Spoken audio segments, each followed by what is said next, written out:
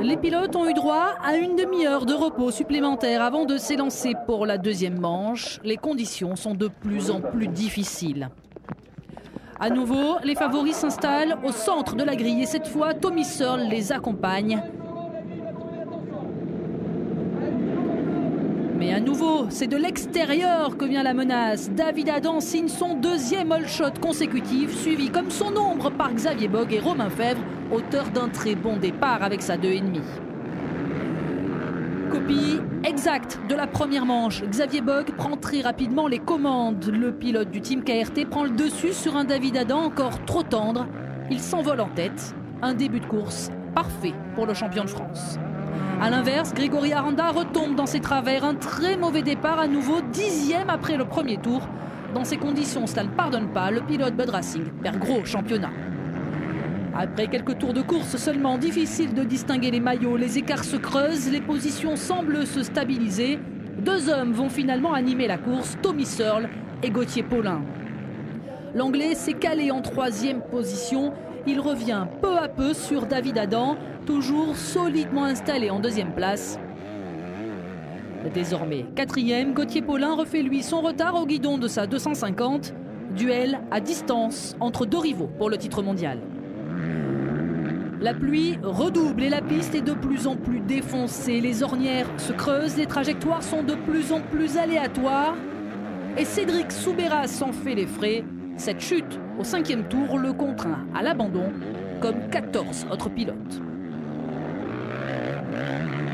David Adam, lui, finit par craquer, dépassé par Tommy Searle, puis Gauthier Paulin, puis Nicolas Aubin. Le pilote du team KTM HDI est désormais 5e.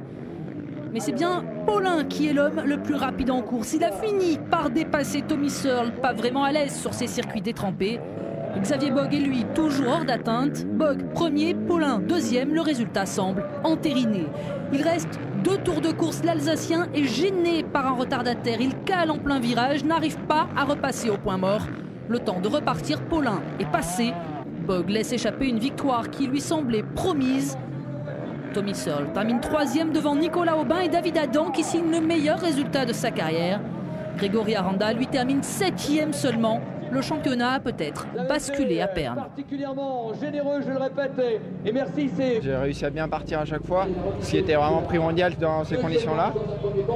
Et ensuite, je suis passé vite en tête et j'ai pu vite faire le trou. Et après, gérer mon effort et là, c'est un peu dommage, quoi. Mais bon, j'ai fait une bonne opération au championnat, donc c'est l'essentiel. C'est dur, surtout avec une petite cylindrée comme moi, de rouler avec les 4,5 dans cette grosse boue. Mais bon, je fais 2 et je gagne. C'est vrai que c'est bien de repartir. C'était ma dernière course avant la Bulgarie. De faire un bon résultat comme ça, c'est que motivant. Pour moi, pour le team Monster Energy Yamaha, c'est vraiment super. Et puis bon, le public est resté là malgré cette pluie. Et c'est vrai que je leur dois cette victoire. Voilà. Avec 3 victoires lors des 4 dernières courses, Xavier Bogue s'empare logiquement de la plaque rouge de leader du classement Scratch. Il compte désormais 11 points d'avance sur Aranda, 48 sur Florent Richier. Et au classement MX2, Nicolas Aubin prend la tête. Dylan Ferrandis, grand perdant du jour, est désormais 5e. Scratch de la journée, il y aura un trophée supplémentaire. Gauthier Paulin.